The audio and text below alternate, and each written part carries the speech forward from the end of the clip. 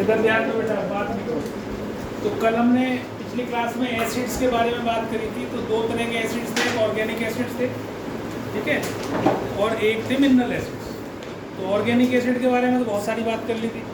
अब mineral acids कौन से हैं? जो हम लैब में बनाते हैं, ठीक है।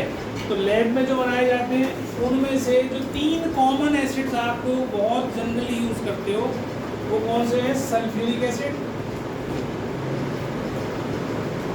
इसका फॉर्मूला होता है H2SO4। एक होता है हाइड्रोक्लोरिक एसिड, इसका फॉर्मूला होता है HCl। और एक होता है नाइट्रिक एसिड। ये बहुत कॉमनली यूज होने वाले एसिड्स हैं, जो सारे मिनरल एसिड्स। ये मिनरल एसिड्स जो हमें लैब से मिलते हैं, HNO3, ठीक है। अगर इनका कॉमन नेम है तो ये sulphuric acid, hydrochloric acid, nitric acid, ये दीज आर कॉमन नेम्स। तो अगर हम इसका केमिकल नेम की बात करें तो ये क्या है? Hydrogen sulphate, hydrogen chloride, hydrogen nitrate, ठीक है। ये इनके केमिकल नेम्स। लेकिन हम कहीं भी यूज़ नहीं करते हैं, तो हम सिंपल यही नाम यूज़ करते हैं, sulphuric acid, hydrochloric acid, nitric acid, ठीक है। और तीनों के तीनों स्ट्रॉन्ग एसिड्स हैं। तो हम एसिड्स को भी डिवाइड करने वाले स्ट्रॉन्ग एसिड्स कौन से होते हैं और वीक एसिड्स कौन से होते हैं, ठीक है। तो 4 चीज़ें मैं समझाऊंगा तुम्हें। एक तो concentrated acid, dilute acid, strong acid, weak acid. तो 4 तरह के एसिड्स हमें पढ़ने हैं, ठीक है। ये सब स्ट्रॉन्ग एसिड्स हैं। अब जैसे डाइल्यूशन के बारे में बता रहा हूँ मैंने, कंसंट्रेशन और डाइल्यूशन। डाइल्यूट करने का मतलब पानी मिलाना। कल मैंने तुम्हें विनेगर के बारे में समझाया था। विनेगर होता है हमारा CH3COH, जिसको वैसे एसिटिक एसिड बोलते हैं या इथानोइक एसिड बोलते हैं, यानी इथानोइक एसिड, ठीक है। ये CH3COOH, ये वीक एसिड है और ये ऑर्गेनिक एसिड है। इथानोइक क्योंकि हमें किससे मिलता है? गन्ने के जूस से। गन्ने का जूस जो होता है, शुगर केन जूस, उससे हमें ये इथानोइक एसिड मिलता है, उससे हम बनाते हैं, ठीक है। तो ये मिनरल एसिड नहीं है, इसको हम खाते भी हैं। मिनरल एसिड्स को हम कभी भी नहीं खा सकते, चाहे मैं उसको कितना भी डाइल्यूट कर दूं, कितना भी डाइल्यूट कर दूं। और अगर मैं किसी आदमी को पीने के लिए दे दूं तो वो 99 नहीं 100% उम्मीद है कि वो डेथ हो जाएगी। अंदर का जो हिस्सा हमारा सारा जला देगा, कितना भी डाइल्यूट करें, ठीक है। अब तुम ये कहने लगो सर 1 ड्रॉप डालेंगे 1 बाल्टी में तो नहीं होगा। पर डाइल्यूट करने का मतलब सफिशेंटली कि भाई 5%, 4%, 3%, 2%, कुछ तो रहे परसेंटेज के हिसाब से। जितना अमाउंट ऑफ वाटर लिया है उसमें से कुछ परसेंट, 2, 4, 5% अगर है, और अगर पिला दिया किसी आदमी को तो उसके अंदर की जितनी भी इंटेस्टाइन है सारी कट कट के बाहर आ जाएगी। ये केस हो चुका है गांधीनगर में। एक लेडी ने अपने हस्बैंड से लड़के और वो पी लिया, जो ना फिनाइल नहीं, जो हार्पिक भी नहीं, जो बॉटल आती है ना एसिड की, जो बहुत घरों में देखी होगी तुमने, पीली पीली बॉटल बेचते रहते हैं टॉयलेट क्लीन करने के लिए। अब तो हार्पिक देखने लगे ना, अब तो हम लोग हार्पिक देखने लगे ना। हार्पिक इसलिए देखने लगे क्योंकि हम लोगों के पास पैसा आ गया। तो सीधी सी बात है, पहले या अभी भी गरीब लोग अगर टॉयलेट साफ करते हैं तो वो 10-20 रुपए की जो एसिड की बोतल आती है उससे साफ करते हैं। वो बिल्कुल डाइल्यूट होता है, हाइड्रोक्लोरिक एसिड होता है, बिल्कुल डाइल्यूट होता है। लेकिन अब वो तुम्हारे हाथ पे लग जाए तो जलेगा भी नहीं, इतना डाइल्यूट होता है। लेकिन अगर तुमने उसे पी लिया तो मर जाओगे। अंदर की सारी इंटेस्टाइन जो है वो कट जाएंगी और कट के उल्टी के साथ बाहर आ जाएंगी। उल्टी हो जाएगी, वोमिट हो जाएगा तुरंत, और अंदर से सब खून गार निकल के बाहर और खत्म मामला, ठीक है। मुश्किल है 99% उसकी डेथ हो गई थी और, ठीक है। तो उसको कभी पीना नहीं चाहिए, पहली बात। मिनरल एसिड्स कभी भी पीने के लिए नहीं होते। ऑर्गेनिक एसिड्स जो फ्रूट से या किसी भी वेजिटेबल से बनते हो, या किसी जैसे शुगर केन जूस है उससे बनता हो, वो दैट यू कैन कंज्यूम। लेकिन उसमें भी शर्त है, इथानोइक एसिड को भी अगर आप पी जाओगे डायरेक्ट, 2 चम्मच लिया इथानोइक एसिड पी लिया, आपका मुंह जल जाएगा सारा। महीनों तक खाना नहीं खाओगे। इतना स्ट्रॉन्ग ये भी होता है कि मुंह जला दे तुम्हारा, एसिड है। ठीक है, तो इसमें भी हम जब विनेगर बनाते हैं तो इस इथेनोइक एसिड में केवल 5 से 8% इथेनोइक एसिड होता है, बाकी सारा पानी डाल देते हैं। प्लस ये ethanoic acid plus water, remaining water, ये हमारा क्या कहलाता है? विनेगर कहलाता है। This is vinegar. अब ये विनेगर बन गया। स्टिल अगर आपने विनेगर को भी 2 चम्मच पी लिया डायरेक्ट, तो भी तुम्हारा मुंह जल जाएगा, तो भी तुम नहीं पी सकते इसको। तो इसको क्या करते हैं, 1 गिलास पानी में 1 या ज़्यादा से ज़्यादा 2 चम्मच, टीस्पून, टेबल स्पून भी, टीस्पून छोटी वाली, वो डाल के पीते हैं। बात समझ में आ रही मेरी? इतना डाइल्यूट करने के बाद आपको नुकसान नहीं करता, नहीं तो मुंह जला देगा, क्योंकि अंदर का हिस्सा जो हमारा होता है ना, जो बाहर की स्किन है वो हार्ड होती है, ये वाली और भी हार्ड होती है, ये कम जलती है, लेकिन जो अंदर के सरफेस है ना हमारे सारे, बहुत बहुत सॉफ्ट होते हैं। चाहे इंटेस्टाइन हो, चाहे मुंह हो, चाहे जीभ हो, हमारी थोड़ी सी चीज़ भी लग जाती है तुरंत जल जाती है एकदम। थोड़ा सा 1 सिप अगर आपने चाय गर्म पी ली तो तुम देखते 2-3 दिन जीभ पे छाला सा पड़ा रहता है। तो ये तो एसिड की, तो इसको डायरेक्ट नहीं पीना चाहिए। ठीक है सर? हाँ जी। पेट वाले हमारा HCl वो डाइल्यूटेड नहीं होता बेटा, वो स्ट्रॉन्ग एसिड है। 1.5 से 1.8 तक pH होती है उसकी। It's a very strong acid, जब ही तो गलाता है चीज़ों को। अगर डाइल्यूट हो गया तो डाइजेशन प्रोसेस खराब हो जाएगा तेरा।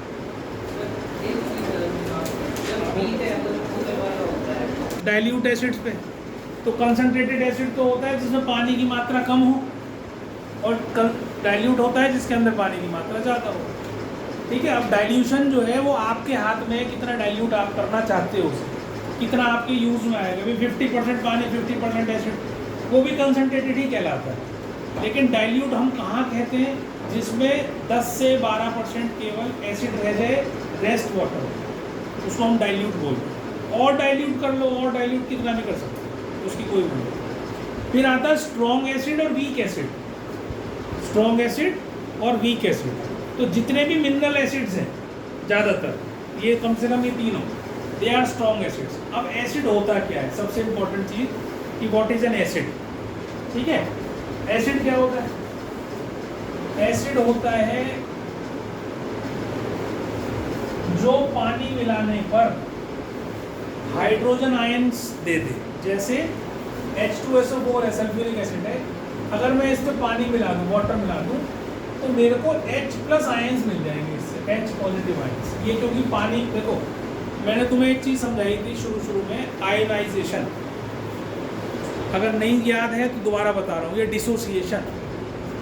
तो कोई भी आयनिक कंपाउंड, कोई भी आयनिक कंपाउंड कौन से होते हैं? जो एक मेटल और एक नॉन मेटल से मिलकर बने हो, या ये ऐसे एसिड्स। ठीक है, ये जैसे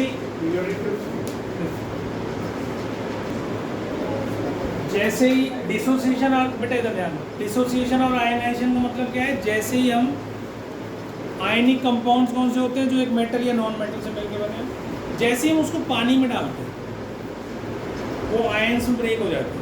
तो इस प्रोसेस को हम बोलते हैं आयनाइजेशन, आयंस का बनना। ऐसे ही अगर हम एसिड को पानी में डालें तो ये भी आयंस में ब्रेक हो जाएगा, H पॉजिटिव आयंस और सल्फेट आयंस इसमें कन्वर्ट हो जाएगा।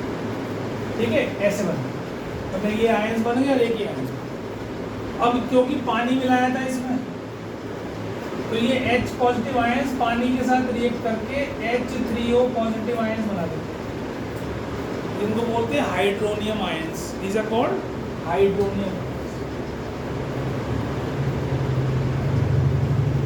ठीक है, तो जिस भी एसिड में पानी मिलाए और वो हाइड्रोजन आयन दे दे, कोई भी कंपाउंड हो जिसमें पानी डाला और उसने H+ आयंस दे दिए या H3O+ आयंस दे दिए, उसको हम क्या बोलते हैं? एसिड। हर एसिड ये देगा ही देगा, तो एसिड की डेफिनेशन है ये। ठीक है, compounds which gives hydronium ions on dissolving in water या on mixing with water, those are called acids. तो ये कॉमन प्रॉपर्टी है हर एसिड की, वो H3O पॉजिटिव आयंस देता ही देता है, हाइड्रोनियम आयंस देता ही। बात समझ में आ गई। ऐसी बेस क्या होते हैं, व्हाट आर बेसिस, जो OH आयंस दे, जैसे NaOH है हमारा, अगर मैं इसको पानी में मिला दूंगा तो ये भी क्या दे देंगे, Na पॉजिटिव और OH नेगेटिव, ऐसे ब्रेक हो जाएंगे, ठीक है। पर ये इसके साथ नहीं मिलता है, OH आयंस H2O के साथ नहीं कुछ भी बनाते हैं, ये OH आयन ही देते हैं हमें सिंपल। तो OH आयंस हमें दे दे कोई भी, तो उसको हम क्या बोलते हैं, बेस। इसका मतलब this is a base, this is an acid, ये एसिड है और ये बेस है। तो कोई भी, जितने भी कोई भी एसिड, कोई भी कंपाउंड जो हाइड्रोजन आयंस देता है वो एसिड है, जो भी कंपाउंड H2O में डालने के बाद OH आयन हमें दे दे वो बेस है, ठीक। अब इसमें आता है स्ट्रॉन्ग एसिड और वीक एसिड। अभी मैं लिखवा दूँ, सब चिंता ना करो, लिखो मत कुछ, सुनो मेरी बात बस, ठीक है। और ये सब चीज़ें मैं लिखवा दूँगा तुम्हें, सब चीज़ें बेटा रख देते हैं। देखो लिखने से ना तुम्हें चीज़ें समझ में नहीं आएंगी, और ये सारी किताबों में लिखी पड़ी है जो मैं बोल रहा हूँ, मैं कोई अलग से थोड़ी बोल रहा हूँ। किताब लेके पढ़ लो, समझ में आ जाएगी, वहाँ से लिख लो, नोट्स बन जाएंगे तुम्हारे। तो तुम यहाँ क्यों आते हो, यहाँ आते तो समझने के लिए, तो समझा करो चीज़ को जो समझा रहा हूँ। लिखने से तुम्हारा ध्यान वहाँ चला जाता है, तुम्हारे कान बंद हो जाते हैं, फिर नहीं जाएगा अंदर। अब इसमें दो चीज़ें हैं, एक होता है स्ट्रॉन्ग एसिड और एक होता है वीक एसिड। स्ट्रॉन्ग एसिड क्या होता है, जो ज़्यादा हाइड्रोनियम आयंस देते हैं हमें पानी में मिलाने में ज़्यादा अमाउंट में, उसको हम स्ट्रॉन्ग एसिड बोलते हैं। और जो कम दे उसको हम वीक एसिड बोलते हैं। जैसे CH3COH अभी मैंने लिखा था, ये लिखा था CH3COH, इसको अगर मैं पानी में मिलाऊंगा तो ये small amount of hydronium ions देगा, तो it is an weak acid, ठीक है। ये इथेनोइक एसिड या acetic acid is weak acid, come hydronium ions दिए, इसने कम H3O पॉजिटिव आयंस दिए, और H2SO4 ज़्यादा देगा, कंप्लीटली टूट जाएगा। ये पार्शियली टूटेगा, सारा ब्रेक नहीं होता, आयनाइजेशन हर बार पूरी नहीं होती है, कुछ पार्शियल होती है, कई जगह फुल्ली टूट जाए। तो जब टूट जाए और खूब सारे हाइड्रोनियम आयंस दे दे हमें, तो हम कहेंगे it is a strong acid. और पार्शियली ब्रेक डाउन हो और कम हाइड्रोनियम आयंस दे, तो हम उसको क्या बोलेंगे, वीक एसिड। तो ये वीक एसिड, ये स्ट्रॉन्ग एसिड। तो जितने भी मिनरल एसिड्स हैं they all are strong acids, जितने भी मिनरल एसिड्स हैं they all are strong acid. जितने भी ऑर्गेनिक एसिड्स हैं जो हमें प्लांट से मिलते हैं या फ्रूट से मिलते हैं, वो सारे वीक एसिड्स, इसलिए हमें वो नुकसान नहीं पहुंचाते। जबकि संतरे में भी एसिड है, सिट्रिक एसिड है, नींबू में भी है, लेकिन हमारे को फ़ायदा ही करता है। अंगूर खाते हैं वो भी खट्टा भी हो तो भी फ़ायदा ही करता है। मैंगो है उसमें भी एसिड होता है, वो भी करता है। जितने भी खटास होती है फल में, जिसमें भी, उनमें सब में एसिड होता है, वो बाद में मिठास में कन्वर्ट हो जाता है, लेकिन एसिड जाता है, ठीक है। विटामिन सी ज़्यादातर में होता है, पपाया होता है उसमें भी विटामिन सी होता है। तो जहाँ विटामिन सी है समझ लो वहाँ पर खटास है, खट्टा है, ठीक है। तो उसमें सिट्रिक एसिड से थोड़ी मात्रा में है, कहीं ज़्यादा मात्रा में, बस इतना ही होता है। आंवला खाते हैं वो बहुत खट्टा होता है, नींबू खाते हैं वो बहुत खट्टा होता है, तो उसमें ज़्यादा मात्रा में विटामिन सी है, ठीक। अब ये इसकी खास प्रॉपर्टी है एसिड की, एसिड सारे खट्टे होते हैं, ठीक है, सोर होते हैं, SOUR, सो या सार, जो भी कुछ बोलो, ठीक है। तो खटास होती है। और जितने भी बेस होते हैं वो सारे कड़वे होते हैं, कड़वाहट होती है, बिटर, ठीक। ये पहचान है इसकी। अगर तुम जीभ पे लगाओगे तो जीभ जल जाती है, इसलिए हम नहीं लगाते हैं उसको, मिनरल एसिड को। लेकिन बहुत डाइल्यूट करके अगर हम लेते हैं तो हमें पता चलता है कि वो खट्टे हैं एसिड्स, ठीक है। जितने भी एसिड, अब तुम सिरका पियोगे, विनेगर पियोगे तो भी खट्टा ही होता है। तुमने अगर पिया हो कभी सिरके की प्याज खाई हो, और कुछ नहीं, सैलेड में डालते हैं, ठीक है ना, उसमें प्याज में डाल देते हैं, तो ये खट्टे होते हैं सारे के सारे। और जितने भी बेस है they are bitter in taste, कड़वे होते हैं, ठीक। जैसे एसिड होते हैं स्ट्रॉन्ग और वीक, ऐसी बेस भी स्ट्रॉन्ग और वीक। पानी में डालने पर जो ज़्यादा OH आयंस दे दें वो स्ट्रॉन्ग बेस, जो कम दे वो वीक बेस। जैसे स्ट्रॉन्ग बेस का एक मैंने ये लिख दिया KOH भी स्ट्रॉन्ग बेस है, लेकिन अगर मैं लिखूं अमोनियम हाइड्रोक्साइड ये वीक बेस है। ये सब प्रैक्टिकल कर करके देखे हैं इन लोगों ने, इसीलिए तुम्हें बताया कि भाई ये कम टूटता है, ये ज़्यादा टूट जाता है, ये स्ट्रॉन्ग है, ये वीक है। तो कुछ एसिड्स में स्ट्रॉन्ग एसिड्स आपको लिखाऊंगा, वीक एसिड्स लिखाऊंगा, अभी एग्जांपल दूंगा और फिर वीक बेस और स्ट्रॉन्ग बेस भी बताऊंगा, तो वो याद करने होंगे आपको, ठीक है। अब इससे क्यों याद करने होंगे, अब तुम्हें पता है एसिड प्लस बेस क्या देता है, सॉल्ट प्लस वाटर। ये आपने न्यूट्रलाइजेशन रिएक्शन 7 से शुरू हो जाती है, 8 में तो आ ही जाता है। ये सबको पता है एसिड प्लस बेस मिलकर सॉल्ट प्लस वाटर बनता है। जब हमारे पेट में खट्टी डकारें आ रही होती हैं, हमें एसिडिटी जिसको हम बोलते हैं, तो क्या होता है उस टाइम एसिड बढ़ जाता है हमारे पेट में बहुत ज़्यादा, और वो वापस ऊपर की तरफ भागना शुरू कर देता है। क्या करते हैं हम, उसको ठंडा करने के लिए कोई ना कोई बेस खा लेते हैं। जैसे मिल्क ऑफ मैग्नीशिया होता है MgOH होल ट्वाइस। तो जितनी भी दवाई आपके पास आती हैं बाज़ार में या तुम्हारी पिक्चरों में, इसमें टीवी में भी ऐड आते हैं बहुत सारे कि इसे कोई कुछ भी खाओ और पी लो, एसिडिटी हो रही है, कई सारे हीरोइंस का वो ऐड करते हैं, उस सब में magnesium, milk of magnesium MgOH whole twice, ठीक है। और मैंने पिछली क्लास में आपको बताया था कि कभी भी ऐसा हो रहा हो, घर में खाना सोडा सबके होता है, बेकिंग सोडा जिसको बोलते हैं, बेकिंग पाउडर नहीं, बेकिंग सोडा, उसको अगर हम खा लेते हैं तो हमारी एसिडिटी शांत हो जाती है। क्यों हो जाती है, क्योंकि उसको वो न्यूट्रलाइज कर देता है। एसिड बन रहा है, बेस डाल दिया, क्या बन गया, सॉल्ट बन गया, सॉल्ट प्लस वाटर बन गया, तो उसका एसिडिक नेचर उसने कुछ देर के लिए शांत न्यूट्रलाइज कर। अगर वो बनता ही रहेगा बार बार, तुम छोड़ोगे ही नहीं खाना गंदा, तो वो रेगुलर बनता रहेगा, रेगुलर बनता रहेगा।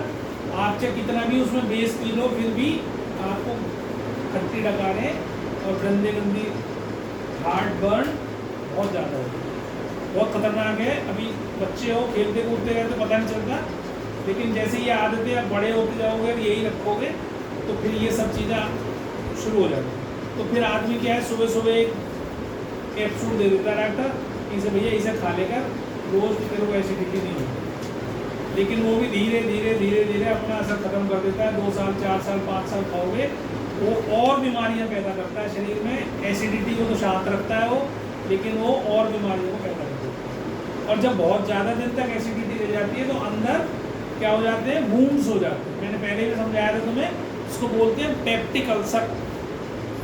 वो अंदर जख्म कर देता है, अंदर अंदर अंदर अंदर सारे में वूंड्स हो जाते हैं। फिर वो कुछ भी खाओगे तुरंत ही उल्टी करोगे, और दर्द होता है पेट में भयानक वाला। तो इसलिए एसिडिटी का खास तौर से ध्यान रखना चाहिए। जीवन को अच्छे से जीना है तो थोड़ी मात्रा में सब कुछ खाना है, उसकी लिमिट क्रॉस नहीं करनी है। डेली एक ही काम नहीं करना है। कोई भी चीज़ को स्वाद लग गया तो रोज़ उसे ही खाई जा रही है ना। रोज़ जो है ब्रेड रोल खाए जा रहे हैं, या जो भी तुम खाते हो आजकल बच्चे लेके बनते रहते हैं, वो पराठा सा क्या होता है, क्या कहते हैं, वेजिटेबल रोल, क्या कहते हैं, वेज रोल, है ना। बहुत सारी चीज़ें आ रही है बाजार के अंदर, और खूब सारी चटनी वटनी डाल डूल के तुम्हारे को दे देते हैं वो, और तुम मज़े लेके खाते हो, और बहुत बुरी हालत हो जाती है, और भी बहुत जगह नुकसान करता है, ठीक है। पूरी जितनी भी हमारा इंटेस्टाइनल ट्रैक है उसमें कहीं पर भी वो नुकसान करेगा, कहीं पर भी नुकसान करेगा, ठीक है। चलो, तो ये स्ट्रॉन्ग एसिड वीक एसिड समझ में आ गया, स्ट्रॉन्ग बेस वीक बेस समझ में आ गया। दोबारा से एक बार रिवाइज कराता हूँ। स्ट्रॉन्ग एसिड कौन से, जो पानी में डालने के बाद ज़्यादा मात्रा में हाइड्रोनियम आयंस दे, वो स्ट्रॉन्ग एसिड्स। जो कम मात्रा में दे वो वीक एसिड्स। ऐसी बेस पानी में घोलने के बाद ही देगा। एसिड अपनी प्रॉपर्टीज़ कब शो करता है, जब हम उसे पानी में डाल देते हैं। जो तुम लैब में देखते हो ना, HCl या H2SO4 रखा हो, सब डाइल्यूटेड है। कोई भी रिएक्शन H2SO4 खाली से हो ही नहीं सकती। HCl पूरा अगर 100% उसके अंदर एसिड है तो आप उससे कोई भी केमिकल रिएक्शन कर ही नहीं सकते, आपको कुछ देगा ही नहीं, रिएक्शन ही नहीं होगा जब तक उसके अंदर पानी नहीं डालोगे। ये खास दिमाग में बिठा लो कि एसिड जब ही अपना काम करेगा जब वो पानी में मिला हुआ होगा, चाहे उसमें थोड़ा पानी डाला वो चीज़ हमने ज़्यादा डाला।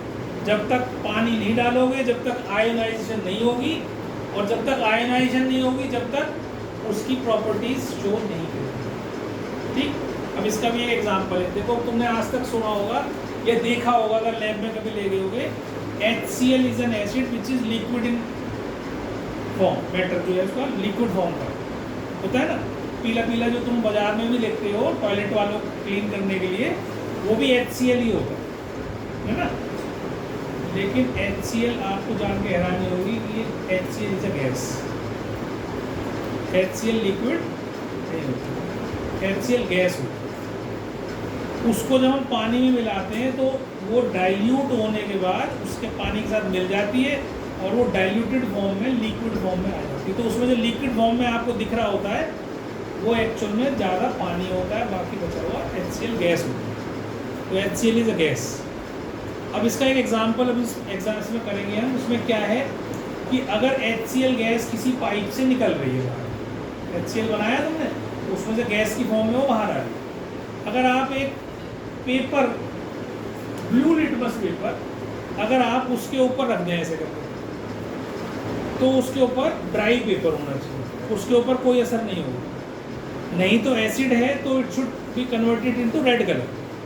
हमने लिटमस टेस्ट करा था ना कि अगर एसिड है तो ब्लू लिटमस को रेड में कन्वर्ट कर देता है, अगर बेस है तो रेड को ब्लू में कन्वर्ट कर देता है। लेकिन अगर हम उस ब्लू लिटमस पेपर को उस HCl के ऊपर लेके जाएंगे तो it will not change its colour. क्यों नहीं करेगा? क्योंकि HCl तो गैस है, उसमें तो पानी है नहीं, और तुम्हारे पेपर में भी ड्राई है, वो भी वेट नहीं है।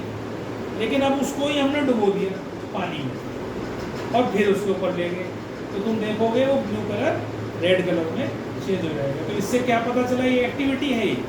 इससे क्या पता चलता है कि acid shows its properties only in the presence of water. पानी नहीं होगा तो अपनी प्रॉपर्टी शो नहीं होगी। समझ में आ गई सबको बात अच्छे से? Strong acid, weak acid, dilute acid, concentrated acid. ऐसे ही strong base, weak base, dilute base, strong base, sorry concentrated base. तो ये चार चीज़ें टर्म्स आपकी बार बार आएंगी। मैं अभी प्रॉपर्टी सब लिखवाऊंगा, उसकी चिंता मत करो। तुम सिर्फ अभी बेसिक चीज़ समझो कि मैं जो समझा रहा हूँ वो क्या है। अब आयनाइजेशन आपको बता दी मैंने। पानी में डालने के बाद अगर आयंस ब्रेक हो जाए तो उस प्रोसेस को हम क्या बोलते हैं? आयनाइजेशन। समझ में आ गई बात? चलो आगे। चलो अब लिखो इसको।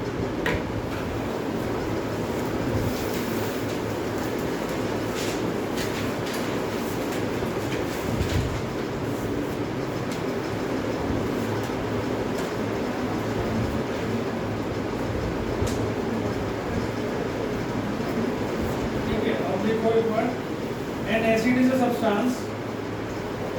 An acid is a substance. An acid is a substance which ionizes. Spelling ना आती हो तो हाथ खड़ा कर देना, बता दूंगा। Which ionizes या dissociate, एक ही वर्ड है। Dissociate मतलब टूटना, या आयोनाइज, एक ही बात। इसमें आयंस बन रहे हैं इसलिए आयोनाइज बोल रहे हैं। डिसोसिएट का मतलब किसी भी चीज़ का ब्रेक होके आयंस में कन्वर्ट होना। डिसोसिएशन, एसोसिएशन क्या होती है? जुड़ना, है ना। और डिसोसिएशन क्या होती है? टूटना। बस ऐसे याद। तो which ionises on dissolving in water, which ionises on dissolving in water to produce hydrogen ions. अब देखो एक चीज़ और समझना, तो प्रोड्यूस हाइड्रोजन आयंस। अब जब हाइड्रोजन आयंस में लिखूंगा, या तो आप ये लिखो इनको हाइड्रोनियम आयंस, या अगर आपको लिखना है इसको ऐसे लिखना है, इसको हाइड्रोजन एक्वस। इसका मतलब क्या है? Aqueous means water, aqueous means water. तो हाइड्रोजन आयन पानी के साथ, तो इस एक्चुअल में ऐसे रिप्रेजेंट कर सकते हैं या इसी को ऐसे लिख सकते हैं हाइड्रोनियम। तो दोनों में से कोई भी वर्ड यूज कर सकते हैं। तो प्रोड्यूस हाइड्रोजन आयंस, और हाइड्रोजन आयंस को हम ऐसे लिखेंगे जैसे मैंने लिखा। और हमेशा जब भी आयंस लिखते हैं इसमें, इसको रिप्रेजेंट करते हैं स्क्वायर ब्रैकेट्स के अंदर, ये भी ध्यान रखें, ठीक है।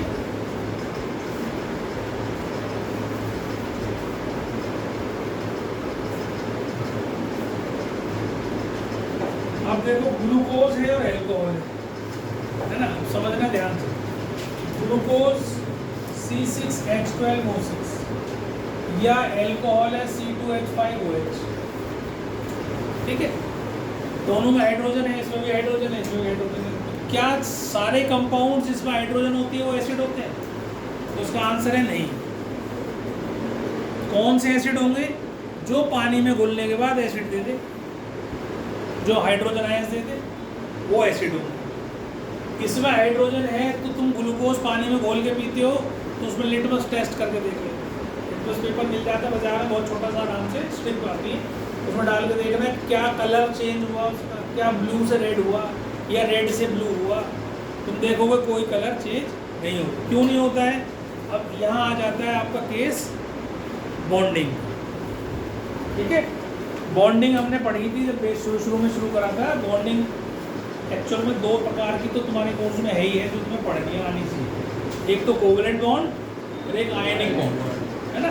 कोवेलेंट बॉन्ड कौन सी होते हैं? कोवेलेंट बॉन्ड जो नॉन मेटल और नॉन मेटल के बीच में बनता है वो कोवेलेंट बॉन्ड, जो मेटल और नॉन मेटल के बीच में बनता है वो आयनिक बॉन्ड। इसका सबसे आसान चीज़ है जो अब समस्या यहाँ आती है कि बच्चों को यही नहीं पता कि मेटल कौन से होते हैं, नॉन मेटल क्या होते हैं। आदित्य बताएगा what are metals and what are non metals.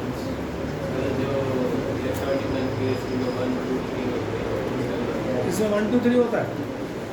कहाँ होता है 1 2 3? तू क्यों बोले जा रहा है? तुझे पकौड़े खिलाता है रोज शाम के, तो फिर क्यों बड़ा करता है? ऐसे ही लग रहा है मुझे, कुछ खिलाने ले जाता है तेरे को। देखो carbon is a non metal, oxygen is also non metal, hydrogen also acts like a non metal. Non metals कौन से होते हैं? जो इलेक्ट्रॉन्स लेकर अपने ऑक्टेट को पूरा करते हैं, ठीक। तो ये नॉन मेटल, सारे नॉन मेटल, ये भी सारे नॉन मेटल। तो जब नॉन मेटल के बीच में बॉन्ड बनेगा तो वो कैसा बनेगा? Covalent bond. कोवेलेंट बॉन्ड कभी भी आयोनाइज नहीं हो सकता, टूटता ही नहीं, ठीक है। चीनी खाते हो तुम घर में, चीनी भी कभी ब्रेक नहीं होती। क्यों नहीं होती? चीनी का फॉर्मूला क्या होता है? C12H22O11, ये शुगर है, ठीक है, जो तुम चीनी खाते हो उसका वो है फॉर्मूला। ये तुम्हारा ग्लूकोज है, थोड़ा सिंपलेस्ट शुगर, उसको तोड़ दिया हमने 12 से 6 मिली। इस फॉर्म में ये हमारे ग्लूकोज की फॉर्म में सेंस तक जा सकता है, ये नहीं। चीनी खाएंगे तो वो भी कन्वर्ट इसमें होगी पहले, तब हमें एनर्जी मिलती है। लेकिन जब हम ग्लूकोज पी लेते हैं तुरंत, तो तुरंत एनर्जी आ जाती है। क्यों आ जाती है? क्योंकि सिंपलेस्ट फॉर्म में हमने उसको पी लिया, ले लिया। अब उसको डाइजेस्ट होने में टाइम नहीं लगना, डाइजेशन नहीं करना, सीधा वो ब्लड में जाएगा, एब्जॉर्ब होगा सीधा सेल में। और तुम काम कर रहे हो, थक रहे हो, कुछ भी हो रहे, तुम्हारा सेल में हमेशा कंबस्शन चलता रहता है, ब्रेक डाउन चलता रहता है। रेस्पिरेशन तुम करते रहते हो, ब्रेक डाउन होता रहता है और उससे एनर्जी रिलीज होती है। समझ में आ गई बात हुई? तो ये जितने भी नॉन मेटल वाले कंपाउंड्स हैं वो कभी भी एसिड या बेस नहीं हो सकते। अब देखो, ये देखोगे इसमें OH है, NaOH में भी OH है, लेकिन ये पानी में घुलने के बाद कोई हाइड्रोक्साइड आयंस नहीं देता, OH आयंस नहीं देता है, ठीक है। क्यों नहीं देता है? क्योंकि ये सारे नॉन मेटल से मिलकर बना है। कोवेलेंट बॉन्डिंग है इसके अंदर, आयनिक बॉन्डिंग नहीं है इसके अंदर। इसके अंदर देखो एक मेटल है, ये नॉन मेटल है, तो इसलिए यहाँ पर आयनिक बॉन्डिंग है। तो ये जैसे ही NaOH को पानी में डालोगे, Na पॉजिटिव OH नेगेटिव में टूट जाएगा, ब्रेक डाउन हो जाएगा, ये नहीं होगा, ठीक है। तो they are neither acids nor they are bases, जो कोवेलेंट कंपाउंड्स हैं। आयनिक कंपाउंड ही एसिड्स होंगे या बेस होंगे, ठीक है। समझ में आ गई बात? अब आ जाओ जी आगे। अब आप लिखिए इसके बाद जो डेफिनेशन लिखिए, इसके बाद देखो स्ट्रॉन्ग एसिड्स, हेडिंग डालो स्ट्रॉन्ग एसिड्स। स्ट्रॉन्ग एसिड्स क्या होते हैं? All mineral acids are strong acids. All mineral acids are strong acids.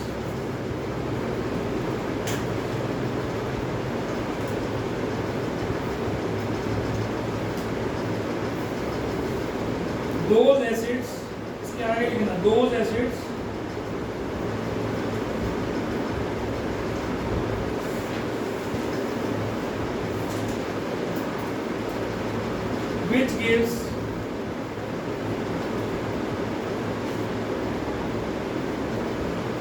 या विच गिव्स हटा दो, विच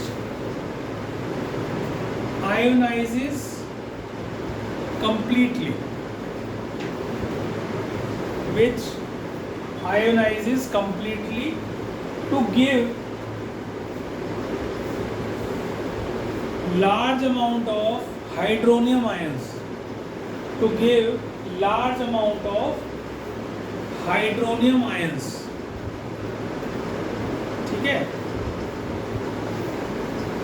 are strong acids, जो पानी में डालने के बाद आयनाइज हो जाते हैं और ज़्यादा मात्रा में हाइड्रोनियम आयंस आपको देते हैं। हाइड्रोनियम आयंस मतलब H3O पॉजिटिव आयंस देते हैं, वो स्ट्रॉन्ग एसिड्स होते हैं। वीक एसिड्स का बिल्कुल उल्टा। देखो जो तुमने ये लिखा है, जहाँ मोर लिखा है वहाँ लेस लिख लेना। सेम वो है, क्या लिखवाया था मैंने, all mineral acids are strong acid नहीं, ऑल मिनरल एसिड नहीं लिखना। Those acids, देखो those acids which ionizes partially, which ionizes partially to give small amount of hydronium ions, to give small amount of hydronium ions are called weak acids. Partially ionise होते हैं, strong complete नहीं होते, और थोड़ी मात्रा में hydronium ions देते हैं।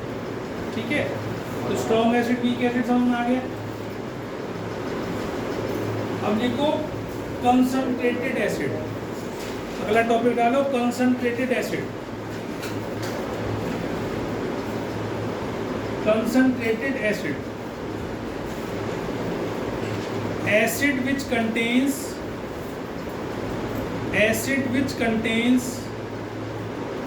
minimum possible amount of water, acid which contains minimum possible amount of water,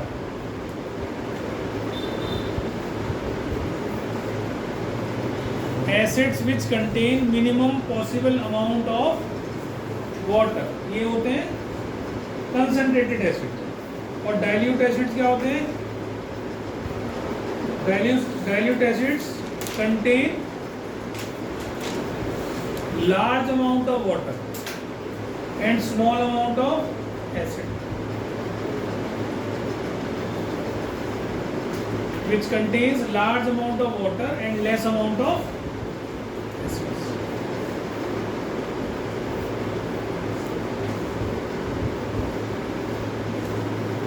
समझ में आ गया।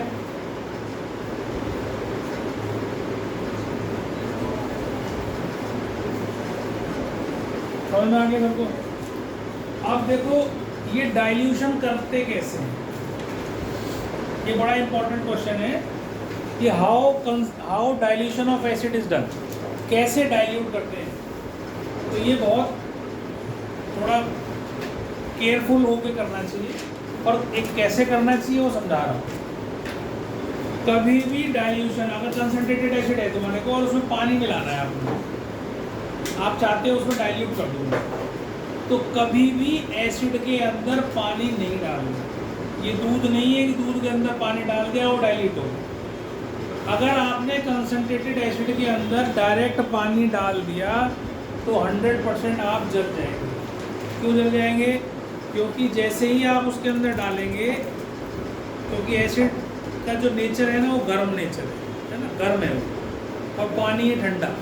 तो जैसे ही आप उसके अंदर डालेंगे पानी, वो पानी तुरंत ही स्टीम में कन्वर्ट हो जाता है, स्टीम बन जाता है, और स्टीम ऊपर की तरफ को उठती है, और जैसी ऊपर की तरफ उठेगी उसके साथ एसिड के भी कुछ ड्रॉप्स साथ में आएंगे, और वो इतना फास्ट होता है रिएक्शन कि आप हट नहीं सकते पीछे। जैसे ही तुमने पानी डाला पचाक से एकदम कपड़ों पर। अगर आपने मुंह पे कुछ पहन भी रखा है तो मुंह नहीं जलेगा, तो हाथ पैर मुंह कहीं ना कहीं कपड़े पे जल जाए। तो इसको कैसे डाइल्यूट करना है, डाइल्यूट करने के लिए प्रोसेस को उल्टा कर देना है। पानी ठंडा होता है, उसका स्वभाव ठंडा होता है, तो एसिड को पानी के अंदर डालना है ड्रॉप बाय ड्रॉप। एक डब्बे में पानी ले लो, उसमें drop by drop concentrated acid डालो और कीप ऑन स्टिरिंग, उसको हिलाते जाओ। चल हिलाना चाहिए, हिलाते रहो, फिर ड्रॉप डाल दो, फिर हिला दो, फिर ड्रॉप डाल दो, हिला दो। इस तरीके से जितना डाइल्यूट करना है आप उसको डाइल्यूट कीजिए। तो एसिड में वाटर नहीं डालना है, वाटर के अंदर एसिड डालना है, वो भी ड्रॉप बाय ड्रॉप। ये नहीं कि सर ने बताया था डब्बा भर के लेने के, वो भी नुकसान कर जाएगा। तो धीरे धीरे करना है ताकि जितनी हीट प्रोड्यूस हो, क्योंकि पानी और एसिड मिलकर हीट प्रोड्यूस करते हैं। अब हीट प्रोड्यूस होगी तो उसको एब्जॉर्ब करते जाओ। पानी में होल है, जैसे कोई भी तुम्हें चाय ठंडी करनी हो, गर्म हो करना हो, तो तुम एक साथ पानी डाल के थोड़ा डालो, हिलाते रहो, फिर डाल दो, फिर हिलाते रहो, फिर डाल दो, फिर तो थोड़ा धीरे धीरे करके वो ठंडे हो जाए। ऐसे ही एसिड भी डाइल्यूट हो जाता है। अगर हम पानी के अंदर कंसनट्रेटेड एसिड डालें और उसको हिलाते रहें और डालते रहें थोड़ा थोड़ा और फिर हिलाते रहें, तो जो हीट है जो प्रोड्यूस हुई है वो पानी उसको एब्जॉर्ब करता जाता है धीरे धीरे धीरे धीरे और डाइल्यूट। समझ में आगे वाली क्वेश्चन आता है एग्जाम में कि how acid can be dilute.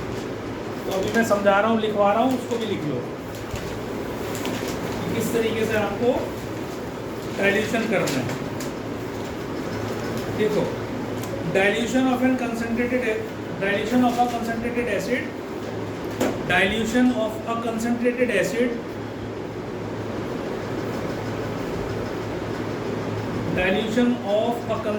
acid is always done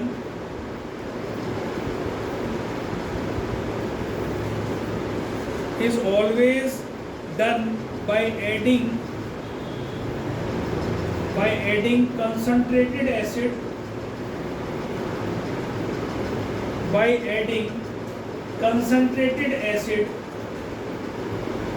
to water gradually मतलब धीरे धीरे, gradually with stirring, STIRRING, stirring, हिलाते जाना उसको।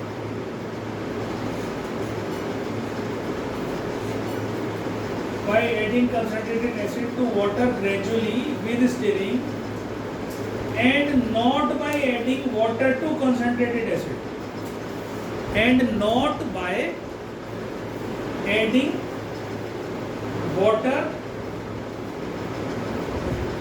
to concentrated acid.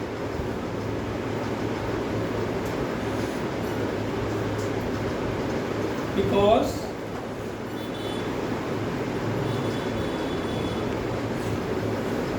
when water is added to concentrated acid,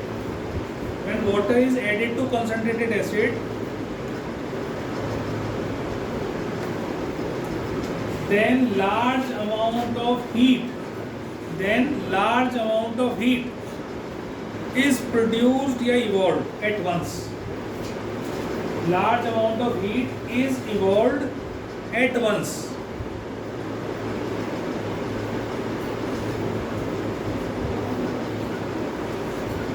लिख लिया? एट वंस तक लिख लिया सबने? फुल स्टॉप लगा के लिखो।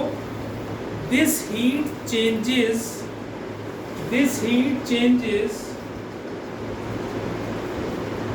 some of the water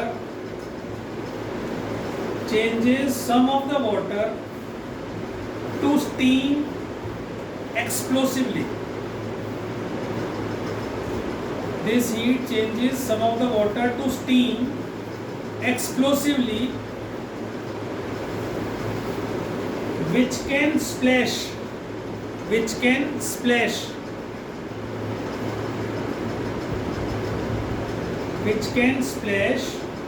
the acid on our face or clothes, which can splash the acid on our face or clothes and cause acid burn.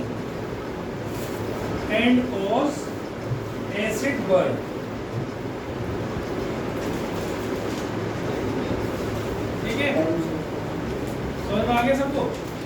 तो हमें डाइल्यूशन कैसे करना है? डाइल्यूशन करना है हमें पानी में एसिड को डालना है, थोड़ा थोड़ा हिलाते हुए। क्यों नहीं डालना है वो मैंने लिखवा दिया है, क्योंकि पानी और एसिड मिलने पर ज़्यादा हीट प्रोड्यूस होती है। अगर हम कंसनट्रेटेड एसिड में पानी डाल देंगे तो large amount of heat will be evolved at once which can convert acid burn which can convert which will convert water to steam और that can cause acid burn. और आपके कपड़ों पे भी गिर सकता है, आपके चेहरे पे भी गिर सकता है, हाथ पैर कहीं भी गिर सकता है, तो इसलिए नहीं डालना है। अब हेडिंग डालिए properties of acids. Properties of acids, acid की प्रॉपर्टीज क्या है? नंबर 1 लिखिए, acids have sour taste. Acids have sour taste, खट्टे होते हैं, ठीक है। नंबर 2 लिखो, acid turns blue litmus to red. Acids turn blue litmus to red.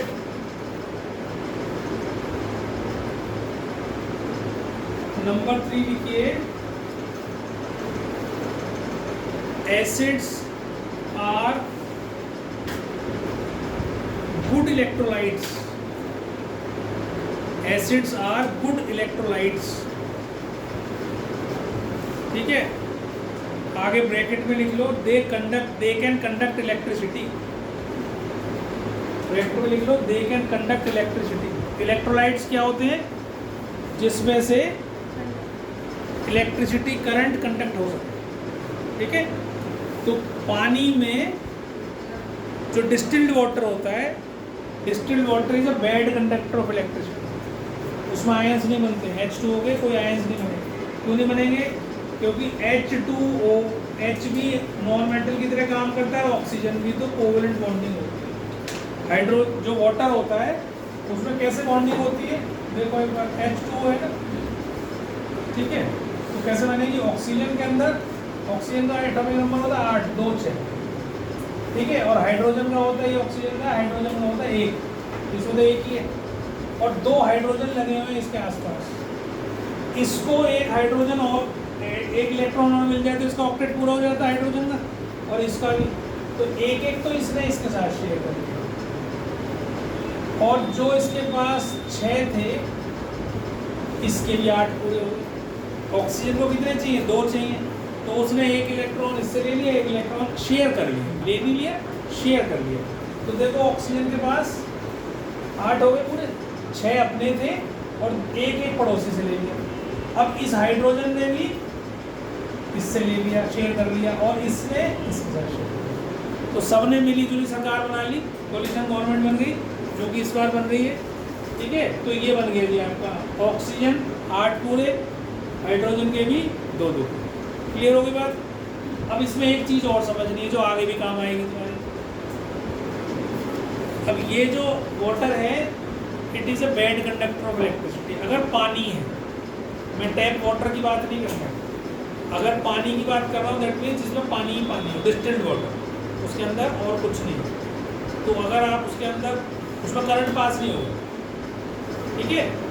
एक तार डालो, लगाओ उसमें लाइव वायर और उसमें डाल दो पानी, तो आपको करंट नहीं लगेगा अगर डिस्टिल्ड वाटर। और अगर डिस्टिल्ड वाटर नहीं है तो आपको झटका लगता है। क्यों लगता है? क्योंकि उस पानी के अंदर, टैप वाटर के अंदर सॉल्ट्स होते हैं, ठीक है। मैग्नीशियम सॉल्ट्स होते हैं, कैल्शियम सॉल्ट्स होते हैं, तो वो सॉल्ट्स जो हैं वो आयनिक होते हैं। जैसे NaCl है, उसको पानी में मिलाते हैं तो Na+Cl नेगेटिव, ऐसी मैग्नीशियम सल्फेट है तो मैग्नीशियम +2+ सल्फेट अलग बन गया। इस तरह के उसमें सॉल्ट्स होते हैं, तो which are carriers of charges, charges को इधर उधर ले जा सकते हैं, है ना। अब अगर मैं डिस्टिल्ड वाटर में 2-4 बूंद एसिड की डाल दूँ, 2-4 बूंद, ठीक है, तो it will become a good conductor of electricity. क्यों? क्योंकि एसिड पानी में जाते ही आयनाइज हो जाएगा और उस वाटर के अंदर चार्जेस आ जाएंगे, और चार्जेस आते के साथ ही वो ऑपोजिट चार्ज की तरफ मूव करना शुरू कर देंगे, ठीक है। उस किसी भी वाटर को, डिस्टिल्ड वाटर को, अगर आपने अच्छा इलेक्ट्रोलाइट बनाना है, इलेक्ट्रोलाइट मतलब जिसमें इलेक्ट्रिसिटी पास हो सके, तो वो अब हम इलेक्ट्रोलिसिस प्रोसेस करते हैं, तो जो यहाँ हम बीकर लेते हैं जिसके अंदर ये इलेक्ट्रोड्स लगाए जाते हैं या लिक्विड डालते हैं ना कोई, अगर ये इलेक्ट्रोलाइट है ही नहीं तो कर लो कितनी बैटरी लगा लो कोई भी काम नहीं होगा। अब बैटरी लगा दी मैंने इसके अंदर, अब इसमें से इधर जा ही नहीं सकते, चार्जेस ही नहीं है तो कुछ नहीं होने वाला। तो क्या करते हैं बहुत बार फ्यू ड्रॉप्स, अगर वीक एसिड वीक भी है इलेक्ट्रोलाइट, बहुत अच्छा नहीं है इलेक्ट्रोलाइट, तो उसको अच्छा इलेक्ट्रोलाइट बनाने के लिए कुछ ड्रॉप्स किसकी डाल देते हैं, सल्फ्यूरिक एसिड की या HCl की डाल देते हैं। तो उससे क्या होता है, गुड इलेक्ट्रोलाइट हो जाता है और चार्जेस मूव करना आसानी से शुरू कर देते हैं। क्लियर होगी बात है। तो ये तीसरा पॉइंट हो गया गुड इलेक्ट्रोलाइट। और क्या कुछ और भी बता रहा मैं, हाँ पोलर नेचर बता रहा हूँ, पोलर नेचर ऑफ वाटर, ये ध्यान से सीखना है, polar nature of water. Polar nature का मतलब, पोल्स का मतलब होता है जिस पर चार्जेस आ जाए, जिस पर चार्जेस आ जाए। अब देखो पानी वैसे तो एक रूल है, पर केमिस्ट्री में एक्सेप्शंस बहुत हैं। एक रूल ये है कि लाइक डिजॉल्व्स लाइक। अगर आयनिक कंपाउंड्स हैं तो उसमें आयनिक कंपाउंड बोलेगा, अगर कोवलेंट कंपाउंड है तो उसके अंदर कोवलेंट कंपाउंड डिजॉल्व होगा। लेकिन हम देखते हैं कि पानी जो है उसके अंदर नमक घुल जाता है, तो नमक क्या होता है, NaCl, उसमें मेटल है और नॉन मेटल है, इसका मतलब इट इज़ तो आयनिक कंपाउंड। और H2O क्या है, नॉन मेटल से बन रहा है, तो ये तो कोवलेंट है, तो इसके अंदर तो नमक नहीं घुलना चाहिए था लेकिन घुल जाता है। तो क्यों घुल जाता है वो मैं समझा रहा हूँ। तो इसको यूनिवर्सल सॉल्वेंट बोलते हैं, जिसके अंदर ज़्यादातर चीज़ें डिजॉल्व हो जाती है, सारी नहीं कह रहा, बहुत सारी चीज़ें जो नहीं होनी चाहिए डिजॉल्व वो भी हो जाती है ना। एल्कोहल है, एल्कोहल तो चलो पानी के साथ हो जाएगा, पर NaCl नहीं होना चाहिए, कोई भी सॉल्ट इसमें पानी में नहीं घुलना चाहिए, लेकिन घुल जाते हैं। क्यों घुल जाते हैं इसको समझ, इसके अंदर चार्जेस तो है नहीं, लेकिन एक कंसेप्ट बता रहा हूँ तुम्हें, इलेक्ट्रोनेगेटिविटी।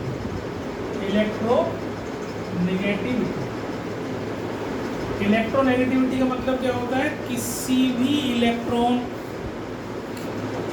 को अपनी तरफ पुल करने की ताकत, किसी भी एलिमेंट की इलेक्ट्रॉन्स को अपनी तरफ खींचने की ताकत को हम क्या बोलते हैं, इलेक्ट्रोनेगेटिविटी। ठीक, इलेक्ट्रॉन्स को अपनी तरफ खींच लेते। तो ऑक्सीजन जो है वो हाईली स्ट्रॉन्ग इलेक्ट्रोनेगेटिव एलिमेंट है। सबसे इलेक्ट्रोनेगेटिव जो होता है वो होता है फ्लोरीन, उसकी ताकत सबसे ज़्यादा होती है, वो इलेक्ट्रॉन्स को अपनी तरफ पुल कर लेते। फिर उसके बाद ऑक्सीजन, उसके बाद नाइट्रोजन, ये 3 सबसे स्ट्रॉन्ग इलेक्ट्रोनेगेटिव एलिमेंट्स हैं जो इलेक्ट्रॉन्स को अपनी तरफ खींच लेते। बेटा सो रहा है, कहाँ बीमार हो गया है? खेलने जाएगा तो फुटबॉल चलते रहते हैं, आज नहीं जाएगा चला जाएगा, यहीं बैठ के सेवा करूँगा मेरे, आपके टेस्ट में नंबर कम नहीं आना चाहिए, मेरे टेस्ट करता हूँ। ठीक है, तो ये ऑक्सीजन जो है इलेक्ट्रॉन का जो पेयर है, ये जो बॉन्ड पेयर है, एक इलेक्ट्रॉन इसका था, एक इलेक्ट्रॉन इसका था, इसको अपनी तरफ खींच लेता है। इलेक्ट्रॉन्स आपको पता है नेगेटिवली चार्ज होते हैं, तो जिसके जहाँ पास जितने इलेक्ट्रॉन्स होंगे वो उतना ही स्ट्रांगली नेगेटिव होता है। अगर मैं इस इलेक्ट्रॉन को हाइड्रोजन से तो दूर हो गया, इसको खींचने की ताकत थी, इसने क्या करा, इस इलेक्ट्रॉन पेयर को बिल्कुल अपने पास ले लिया, ये भी अपने पास ले लिया, इससे दूर हो गया, ऑक्सीजन के पास हो गया। तो जब नज़दीक आ गए तो इन 2 इलेक्ट्रॉन्स को जिनको खींचा है उसने, उसका चार्ज भी इसमें एडअप हो गया। तो यहाँ पर एक छोटा सा चार्ज डेवलप हो जाता है, डेल्टा नेगेटिव जिसको हम कहते हैं, डेल्टा नेगेटिव। यहाँ चार्ज, क्योंकि इलेक्ट्रॉन्स 2 और आ गए इसके पास एक्स्ट्रा, तो इलेक्ट्रॉन का चार्ज तो बढ़ेगा, तो इसके पास डेल्टा नेगेटिव हो गया, इसके पास डेल्टा पॉजिटिव चार्ज आ गया। डेल्टा मतलब वेरी स्मॉल क्वांटिटी, डेल्टा से रिप्रेजेंट करते हैं, ये डेल्टा का साइन है ये, ठीक है, डेल्टा क्वांटिटी, तो स्मॉल क्वांटिटी। अब इस पर भी चार्ज आ गया, इस पर भी चार्ज आ गया, तो इसमें पोल्स डेवलप हो गए। पोल्स का मतलब क्या होता है, चार्ज आ गया, तो पोल डेवलप हो गए, तो हमने कहा भाई ये पोलर नेचर का है। अब इसके अंदर अगर मैं NaCl डालूंगा तो लाइक डिजॉल्व्स लाइक, वो उसमें NaCl में भी क्या है, प्लस और Cl नेगेटिव, तो इसीलिए पानी के अंदर नमक भूल गए, पोलर नेचर होती पानी, तो ये याद रखना है। समझ में आ गई बात? तो इस प्रकार से आपको काम करना है। और अब चौथा प्रॉपर्टी भी देखिए, चौथी प्रॉपर्टी क्या है? Acids react with metals, acids react with metals to form hydrogen gas. Acids react with metals to form hydrogen gas. Metals के साथ एसिड मिलने पर क्या देते हैं? हाइड्रोजन गैस देते हैं।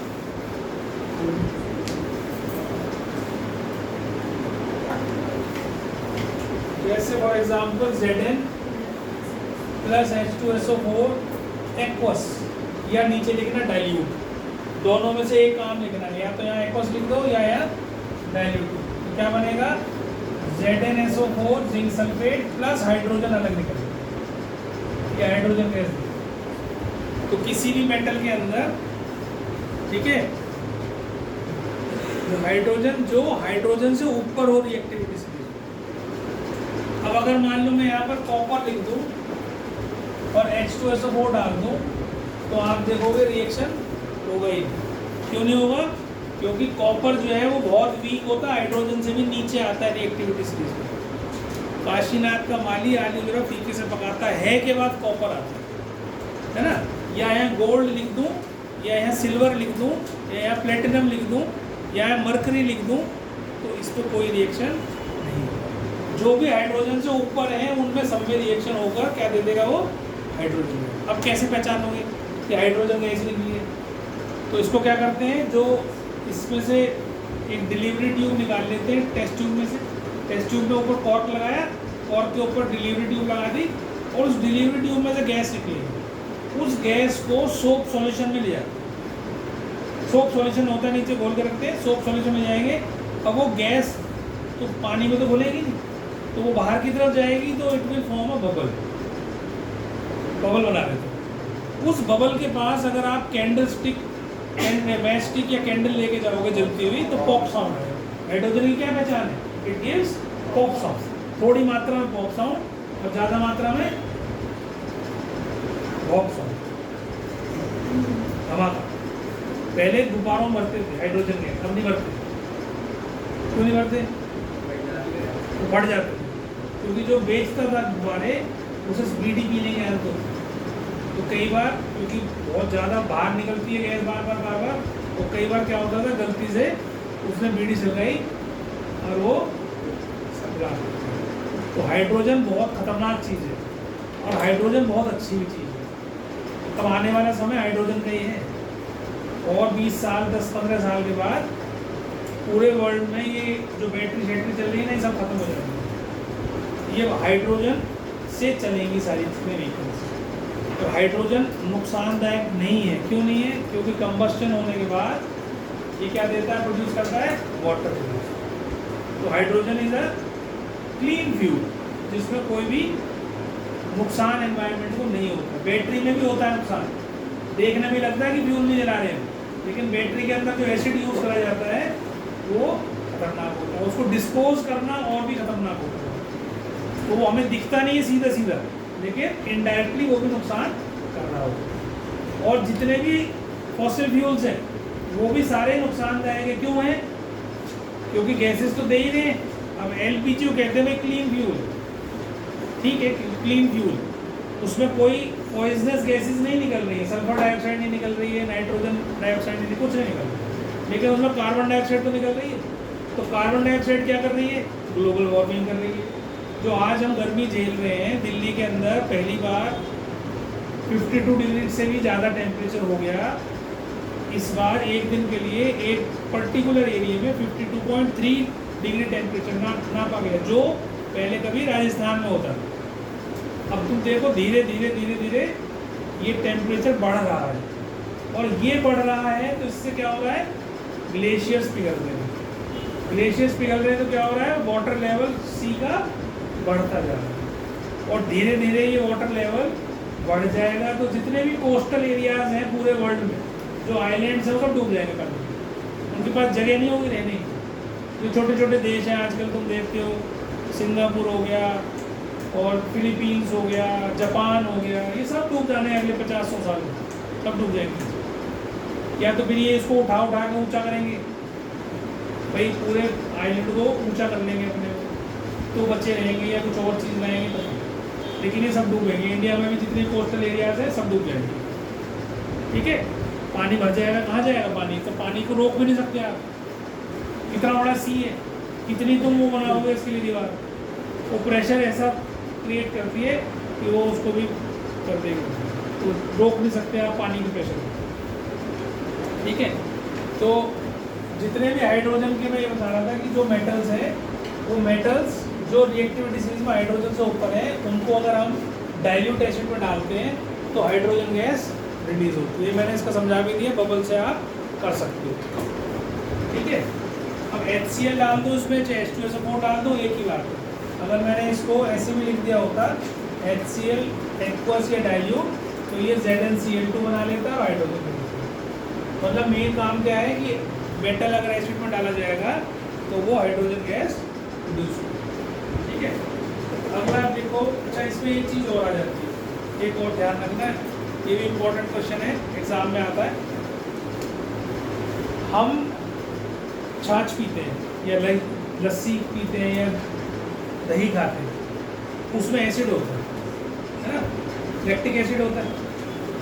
लैक्टिक एसिड भी अगर हम पीतल में या तांबे में, ब्रास में या कॉपर में अगर हम उसको पी लें या नींबू पानी मिला के बना के पी लें तो हाईली टॉक्सिक नेचर का होगा।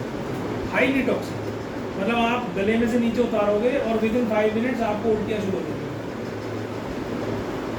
ज़्यादा देर रखा हो पी लिया, और जो दही होती है उसको तुम तांबे में कटोरी में रख के छोड़ दो, 2-3 दिन के बाद वो इतना ज़्यादा टॉक्सिक हो जाती है कि वो ग्रीन कलर की होने लगती है, बिल्कुल हरी हो जाती है।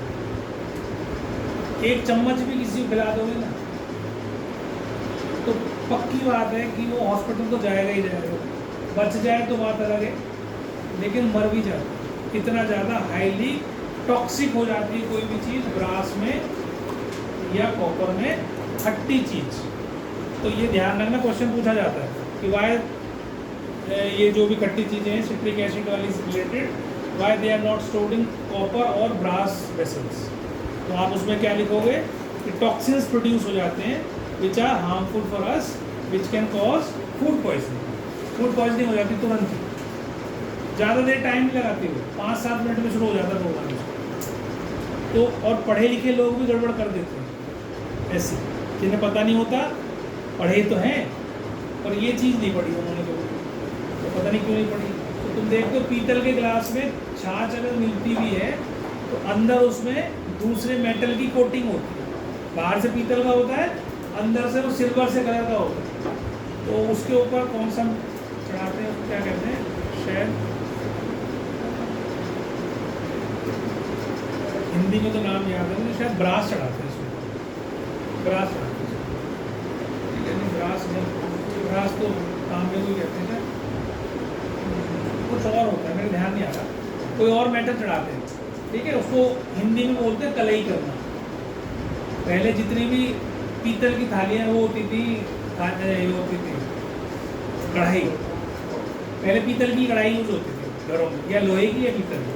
तो पीतल में अंदर वो कलई करके जाते थे। वो कलई में क्या होता है, एक मेटल को पिघला के उसको पकड़ा देते थे, तो फिर वो नुकसानदायक नहीं होती। और पीतल क्यों यूज़ करते थे, लोहा क्यों नहीं यूज़ करते थे, क्यों करते हैं ऐसा? भाई जब लोहे की थी तो लोहे की कर लेते, पीतल क्यों करते हैं? बताओ, तुम बताओ।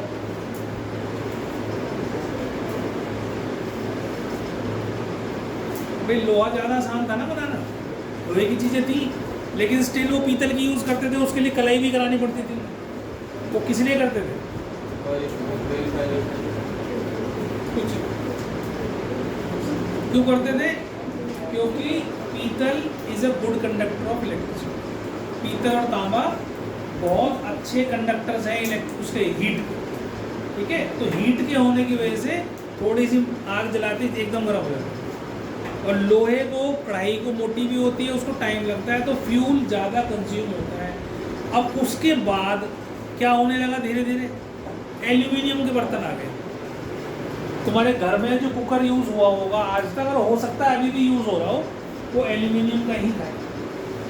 ठीक है, वैसे तो वो एलॉय होता है लेकिन उसमें ज़्यादा मात्रा में 80-90% एल्यूमिनियम ही होता है उसमें। तो एल्यूमिनियम और सस्ता था पीतल से, और अच्छा कंडक्टर है हीट का, जल्दी गर्म हो जाता है। तो लोगों ने क्या करा, उठा के उसके बर्तन बनाने शुरू कर दिए, वो यूज़ करते हैं। अभी भी शादियों में यूज़ होते हैं ना, बड़े बड़े बर्तन देखते हो तो वो भगोने जो होते हैं वो सारे एल्यूमिनियम के होते हैं। लेकिन एल्यूमिनियम इतना हार्मफुल है कि वो आपको भूलने की बीमारी कर सकता है, एल्जाइमर्स डिजीज। तो डॉक्टर्स ने ये पक्का वो कर दिया है कि भाई एल्यूमिनियम के बर्तन में कोई भी चीज़ यूज़ नहीं करती है। नहीं तो आगे जाते जाते तुम देख रहे हो, अब जब से एल्यूमिनियम के बर्तन यूज़ शुरू हुए हैं तो आजकल बहुत सारे लोगों को बड़ी एज पे जाते जाते सब भूल जाते हैं, कुछ याद नहीं रहता। पहले नहीं होता था ऐसा, जब अच्छे बर्तनों में खाते थे खाना, पीतल में या तांबे में यूज़ करते थे। उससे पहले और भी ज़्यादा जिसके पास पैसा होता था वो चांदी भी यूज़ करता था।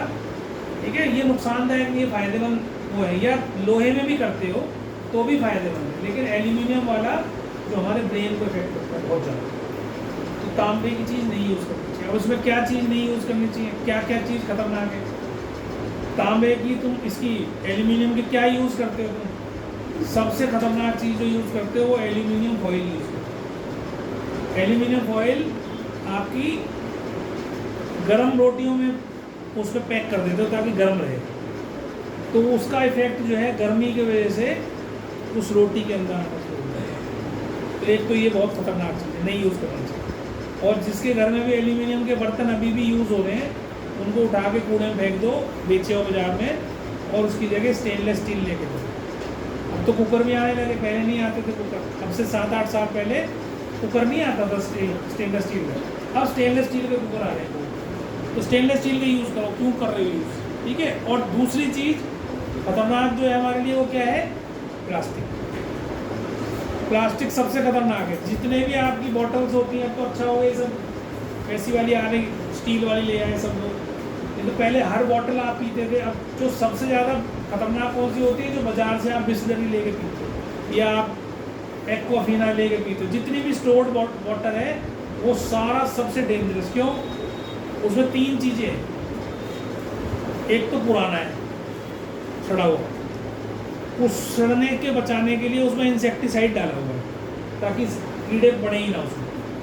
तीसरा प्लास्टिक बॉटल है, तो पानी कहीं भी पड़ा रहता है, धूप में भी रखी रहती है, वो उठा के उसे फ्रिज में रख लेते हैं, फिर गर्म हो जाती है, फिर बाहर निकाल के बाहर रख देते हैं। तो हम लोग क्या करते हैं, उसको पानी को गटक गटक पी जाते हैं। तो एक तो कम से कम घर में यूज़ नहीं करना।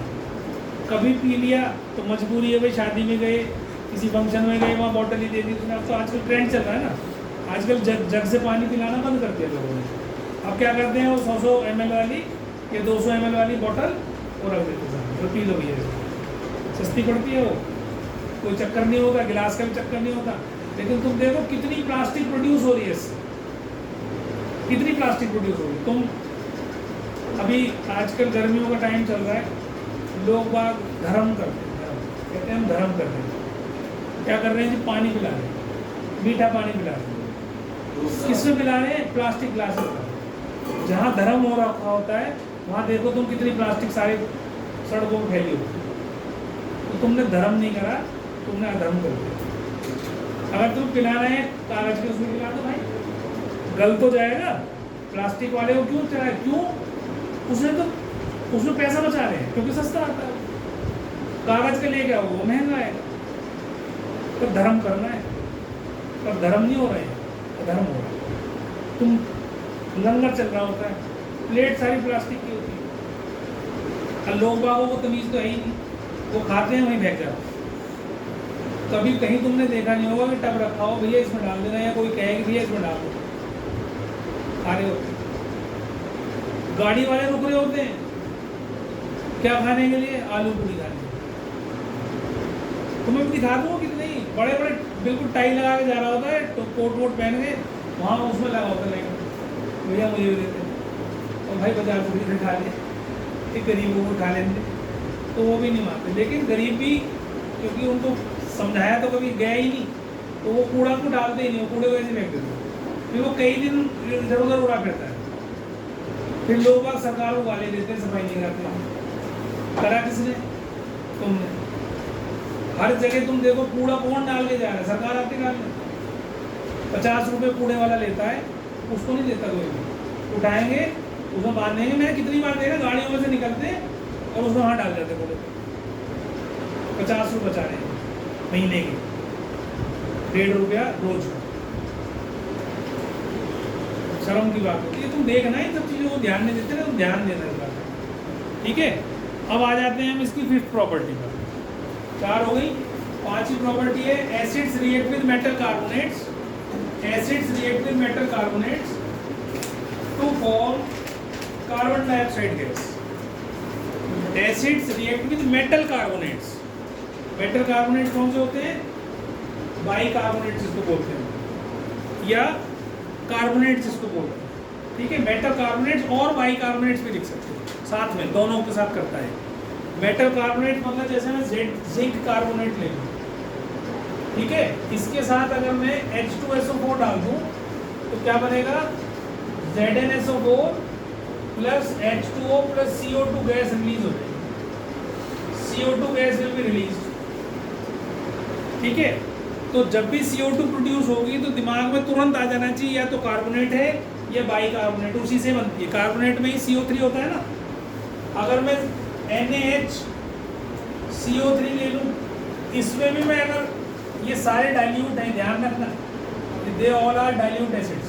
एक्वस लिखो या वो लिखो, Na2SO4 plus H2O plus CO2, इसमें भी यही निकलेगा, सॉल्ट निकलेगा, पानी निकलेगा और कार्बन डाइऑक्साइड निकलेगा, ठीक है। और brisk effervescence of carbon dioxide is produced. Brisk effervescence में बुलबुले निकलेंगे बहुत तेजी से, ऐसे करके। जैसे तुम जब अपनी कोक को खोलते हो या पेप्सी को खोलते हो तो तुम देखते हो उसमें एकदम से झाग निकलता है।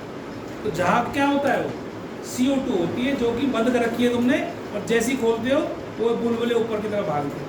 तो ये इसी फॉर्म में ही जब तुम डालोगे तो brisk effervescence of CO2 is produce, बुलबुले निकलेंगे तेजी से, बहुत तेजी से, ठीक है। तो जब भी मेटल कार्बोनेट या मेटल बाइकार्बोनेट के साथ हम रिएक्शन करते हैं किसी भी एसिड का, तो कार्बन डाइऑक्साइड इज प्रोड्यूस। ये आपको ध्यान रखना। 5 प्रॉपर्टी, ठीक है। 6ठी प्रॉपर्टी लिखो।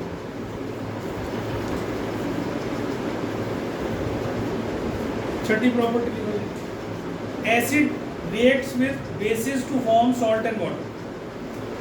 Acids reacts with bases to form salt and water. Acids react with bases to form salt and water. ये न्यूट्रलाइजेशन रिएक्शन जो आपने अभी पढ़ी हुई थी। Acids HCl aqueous plus NaOH aqueous gives NaCl plus H2O।